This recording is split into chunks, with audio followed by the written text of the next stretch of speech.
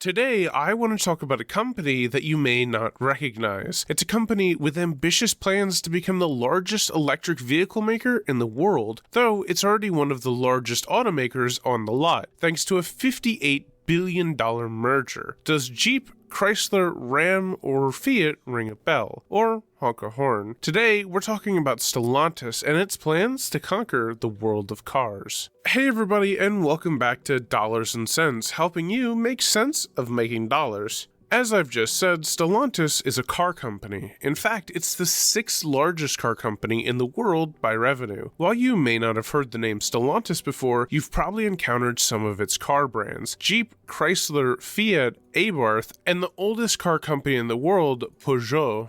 Officially, the Titanic car conglomerate was only formed just a couple of months ago in early 2021. This was a result of a cross-border merger between Fiat-Chrysler and the PSA Group. While 14 car companies now unite under the Stellantis banner, it's unclear whether or not some may survive. CEO Carlos Tavares stated that each of the 14 brands were given funding for the next 10 years. Why? To prove that they're worth keeping. We'll see what direction they'll each take to survive, especially as Stellantis vows to transition to electric vehicles. But that subject is later in the video. What we want to look at now, what really matters, is finances. And let me warn you, it's not for the faint of heart, soft of stomach, or weak of constitution, because it's gonna be bad. Real bad. To start, revenue growth. In 2015, Stellantis brought in $110.6 billion in revenue. In 2020, that number dropped to $86.7 billion. The losses suffered reflect that of many of the other major car companies in 2020.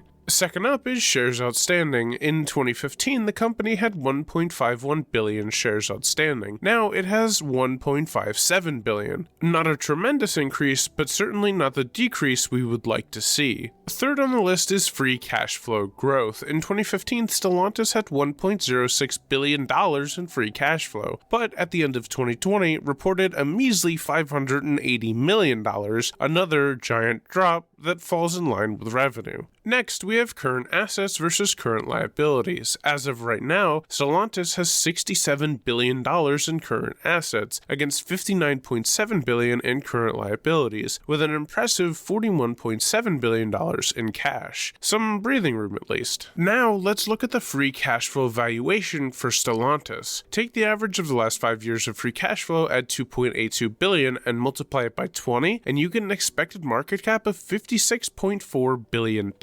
Compare this to the company's current market cap of $59.7 billion, and according to our free cash flow model, Stellantis is for the most part fairly valued. Let's move on to the 5-year return on invested capital. For Stellantis, it's a pathetic 3.2%. Against other car companies now, it's a fairly high percentage though. However, Stellantis has an abysmal 0.8% in 2020, well below our 10% goal. And since Stellantis does not pay dividends, we'll examine two other metrics instead: return on equity and price to book value. First, we'll look at return on equity, which is the number representing the ability of a company to generate income from its existing assets. Stellantis did not have a good year in 2020, so its return on equity stood at 8%, where we want to see numbers over 12%. And finally, we'll examine price to book value, shooting for a value of less than 3. Price to book value allows us to see the price of a company relative to its total assets. It can vary wildly by sector, but the average for all companies now is about 3.81. Why did I choose less than 3? To see if the company is trading well below the market average.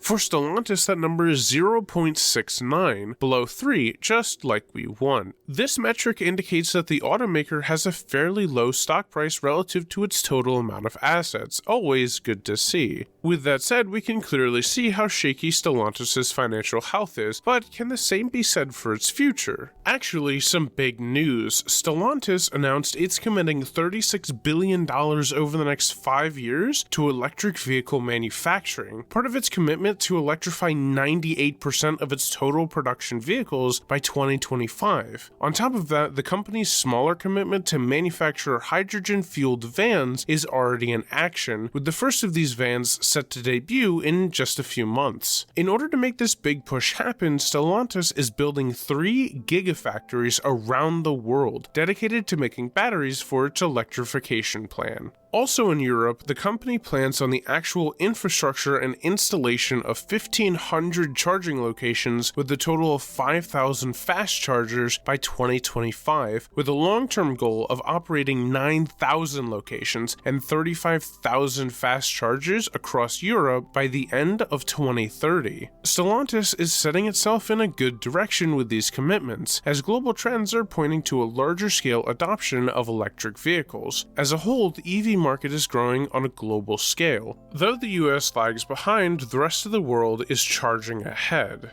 Looking at this graph provided by IEA, China's EV market is exploding, with well over 1 million cars sold. Europe sold even more EV cars, with 1.3 million driving off of car lots in 2020 alone. In the US, however, the total EV car registrations has decreased in the past 2 years. A good bit of this could be attributed to 2020's pandemic. It's not enough to just look at total sales though. That doesn't give us a complete picture of these trends. Instead, we also need to look at penetration percentages specifically relating to new car sales in these regions. While 2% of new car sales in the US were EVs, it's a different picture for places like Europe and China. According to Business Newswire, Europe led the world in EV market growth, posting an impressive 137% year-over-year growth, with an even more impressive 43.3% total market share. Essentially, for every 1,000 vehicles sold in Europe, 433 were some sort of electric vehicle. This is even more impressive when you factor in this is the first time a different region has overtaken China in EV market share, despite 41% of cars sold there were EVs. To say that there's a definite market for Stellantis to make its move in the EV market, especially in Europe, is an understatement. It's one of the largest automakers in the world and the second largest in Europe. As of 2020, Volkswagen holds the #1 spot for the region, as it does for total EVs sold in Europe, taking 25% of the total market share. Also, as of right now, Stellantis makes up 14% of that, putting it in second place here too. As China is also another market for EVs, Stellantis has a foot in that market too, in its partnership with state-controlled Dongfeng, one of the 4 big automakers in China. Because of this partnership with Dongfeng, Stellantis has a presence, however slight, in China's EV market, and the company's EV push will help its growth there. To boil everything down, I believe the major bull case lies in the company's execution of this new commitment. Can Stellantis execute better than some of the other automakers in the world? Can it compete with companies with a lot more financial firepower like Volkswagen or its $60 billion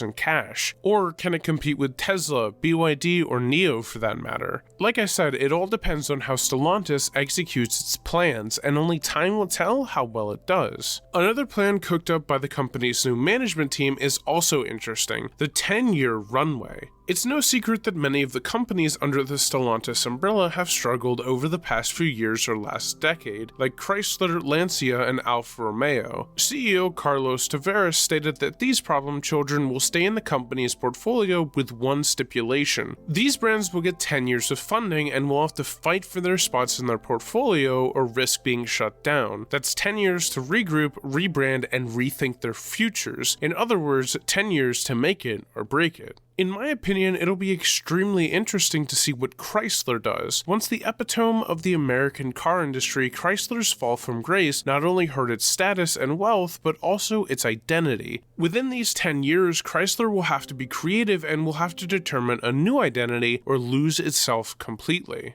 All in all, I think the #1 factor that Stellantis moving forward can be summed up in one word, and that is execution. Stellantis has, under one umbrella, assembled some of the most powerful and respected car brands in the world, and it has incredibly ambitious plans to become the premier EV maker in the world as well. It's spending billions building gigafactories, charging infrastructure, and more to make this ambition a reality, and not just in Europe, but throughout the world. That comes with competition: Titanic Volkswagen in Europe, state-owned BYD and NIO in China, and Tesla and Lucid in the United States, assuming the latter ever gets around to actually building a car. It's a big world with big competition, so of course Stellantis has to have big ambitions with bigger plans, but Stellantis has to be able to execute them, and execute them well. I'm excited to see how Stellantis executes these plans and ambitions in the future, and I hope it can crush the next decade, whether Chrysler, Alfa Romeo, and Lancia survive or not. So the question is, am I buying Stellantis? Well, Maybe. I really do like Stellantis. It has the ability to become one of the best car companies worldwide, but I have reservations and questions. I would actually like to look at the proposed turnaround plans for struggling brands like Chrysler. I also want to have a closer look and a firmer idea about the actual competition, since I haven't done a lot of research into the electrical vehicle manufacturing space yet. All that said, I think a good price to start buying shares of Stellantis is actually below the $23 range. But of course, I'm going to wait and see and do more research, as you should too. Please don't go out and buy shares of Stellantis because some random person on the internet said it might be a good idea. And that's all I've got for you today in this video about Stellantis. What are your thoughts on the company's big push into EVs? Leave your thoughts in the comments below or hop onto my Discord, link in the description. Until next time, I will see all of you in the next episode of Dollars and Cents.